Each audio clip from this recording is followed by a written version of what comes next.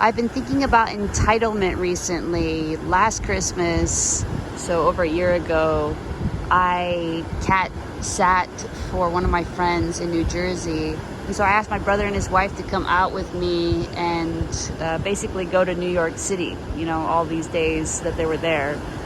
And we went to go see the opera, and I had gotten these tickets. They're not super opera goers or whatever. I had gotten these tickets. I was excited to finally see Renee Fleming for the first time.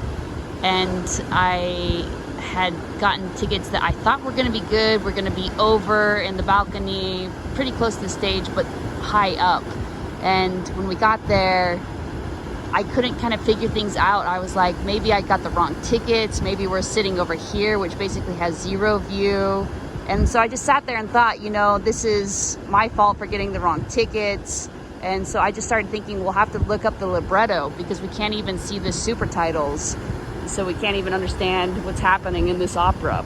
And so I'm sitting there trying to download the super titles on the really sketchy Wi-Fi. And then my brother, he is a white male, and he does have a different perspective about the world. He interacts with the world for better or for worse. We could kind of say that he has maybe more of a sense of entitlement, but it's not necessarily a negative thing. It actually reminds me of when I when I lived in Brazil. There were the Australians, and the Australians were really hands-on with the local children. Play airplane with them, throw them up and down or whatever. Really kind of handsy with them in a way that I would feel kind of uncomfortable. And I talked to somebody else about this, and they said, yeah, Australians are always like that. Oh, it was in Cambodia. The guy, one of my tour guides said that Australians are always like that. And he said the kids love it. And he said Australians are the friendliest people and everybody loves Australians. And it was something that I thought, that would be interfering with the local population or something. They wouldn't like this, but it turns out that they do like it. So I had kind of been judging the Australians for being a little bit too aggressive. And it turned out that people like them for that, So in a similar way with my brother at this opera, I'm sitting there trying to figure out the libretto, and he's kind of, his sense of entitlement's no, we can't possibly have these seats, that have basically no view of the stage. That's his sense of entitlement about it. And kind of just, this doesn't make sense. Why would this happen? And so he starts talking to the usher, and just as the overture's playing, which normally for these types of performances, I'm once the overture starts playing, we should all be deadly silent, just listening to the music. But he comes up a minute or so into the overture, and he comes and grabs me and his wife, and he's like, these aren't our seats are back here. And he kicks people out, and they're like, what do you mean these are your seats? And he's like, they're our seats, get out. And they're like, well, why weren't you here before? He's like, it doesn't matter, get out. And he was just kicking these people out. And I was telling this story again a week ago to my family, because I was like, oh, I don't think we've ever told you this story about our brother, who did this particular thing. And they were laughing, and I was kind of remembering it. I was like, yeah, and he really was just nothing's gonna keep me from sitting in these seats, and these people really pushed back hard on him. And one person even stood next to him, just lingering, trying to look over his shoulder basically at the show. And it's where did this guy come from? He obviously doesn't have seats or whatever. He's snuck in or something. And so my brother talked to the usher about that too during intermission, and was yeah, there's a guy that's lurking. And the usher's okay, just let me know if he does it again, So really kind of people gave him a lot of pushback for kicking them out of these seats. And when it happened, I was just kind of relieved. I was relieved it wasn't my mistake. I was so grateful for my brother to have fixed the problem, what I thought was going to be a problem, and he fixed it. And I thought, there's an upside to this sense of entitlement. But in telling the story again with my family, I realized the reason why I walked in there and thought, because the seat names were really weird. It wasn't a normal kind of numbering system. It kind of didn't make sense with the numbering system that you saw. There were another kind of row that was in that I thought were our seats, and therefore just music students. But I thought, well, maybe I accidentally bought these these seats for music students where they don't see, they just hear, listen to the music, and they actually even have like a little lamp for them to follow along with the score. So the numbering was like really weird, you know, it was like not obvious, but also I realized it wasn't obvious because people were sitting in our seats. They were like sitting there.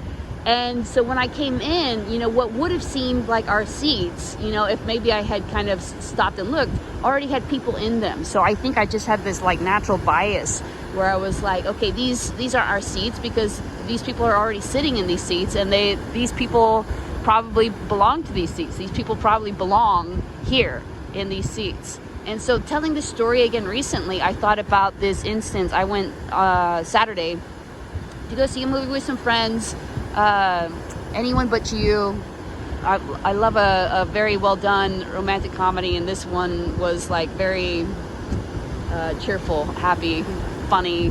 So, but when we first rolled up, I knew what our seats were because we had chosen them, and there was somebody sitting in our seats. And at first, the two kind of older people that we were with, they were like, oh, these must not be our seats, or we'll just split up or something. And I was like, no. So I went up to the youth sitting in one of our seats and was like, is this your seat or something? And then like basically kicked them out of the seat. We sat down, you know, it was like during the trailers, everything was fine. And then I thought, you know, why was it like, why did my brain tell me kick this kid out of this seat, and it didn't tell me to do that at the opera? And then I thought there's kind of something about entitlement and I guess imposter syndrome too, where there is this sense for certain situations that, you know, you look at the people that are already there and you think these people belong, and it can't possibly be that that's my position, that that's my seat or whatever, because these people are already there. They belong there. I don't belong there, clearly, because they're already there. You know, there's kind of like this weird kind of interplay with, you know, having like this like robust sense of entitlement where you can see even a seat that's already taken and think, no, I still belong there. You know, like my brother did, right? And like I did later with the movie. So I've just been thinking about this. You know, we often think about like this sense of entitlement as this bad thing, and this sense of kind of